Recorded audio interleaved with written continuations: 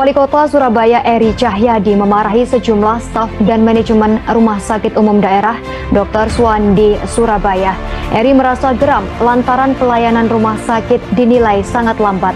Saking kesalnya ia bahkan sampai membanting berkas rekam medis pasien ke lantai.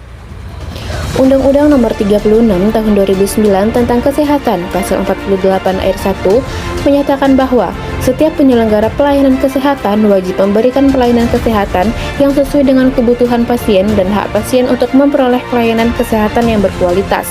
Lambatnya pelayanan rumah sakit dapat dianggap sebagai ketidaksesuaian antara kebutuhan pasien dengan pelayanan yang diberikan sehingga melanggar undang-undang ini. Ada beberapa penyebab dari kasus ini, diantaranya keterbatasan tenaga medis, keterbatasan fasilitas, sistem koordinasi yang tidak efisien, kurangnya koordinasi antar tim, dan ratingnya jumlah pasien. Beberapa dampak dari kasus ini adalah memperburuk kondisi pasien, memperpanjang waktu rawat inap, menurunkan kualitas hidup pasien, menimbulkan stres dan kecemasan, serta menurunkan kepercayaan masyarakat terhadap rumah sakit. Seorang kepala desa beserta satu orang perangkatnya di Lumajang, Jawa Timur terjaring operasi tangkap tangan pungutan liar program sertifikat tanah gratis atau PTSL. Dari tangan pelaku, polisi menyita uang puluhan juta rupiah hasil pungli. Undang-Undang Nomor 28 Tahun 1999 tentang penyelenggaraan negara yang bersih dan bebas dari korupsi, kolusi, dan nepotisme. Dalam undang-undang tersebut, pungli yang dilakukan oleh pelayanan publik termasuk dalam kategori tindak pidana korupsi. Pungli dapat diartikan sebagai tindakan penerimaan atau permintaan suatu pemberian yang tidak sesuai dengan ketentuan yang berlaku atau tidak wajar dalam hubungan dengan tugasnya. Penyebab pungli diantaranya 1. Adanya peluang memperoleh keuntungan pribadi. 2. Kurangnya pengawasan dan penegasan. 3. Kebutuhan finansial. 4. Praktik budaya yang keliru. 5. Lemahnya integritas moral.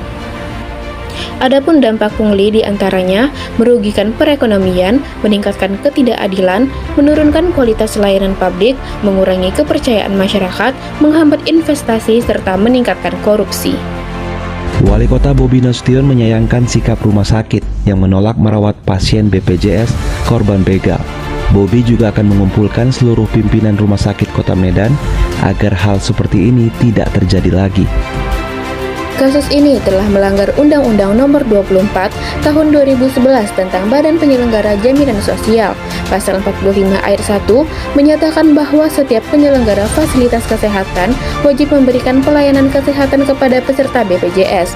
Pasal 45 Ayat 2 juga menyatakan bahwa penyelenggara fasilitas kesehatan tidak boleh diskriminatif dalam memberikan pelayanan kesehatan kepada para peserta BPJS.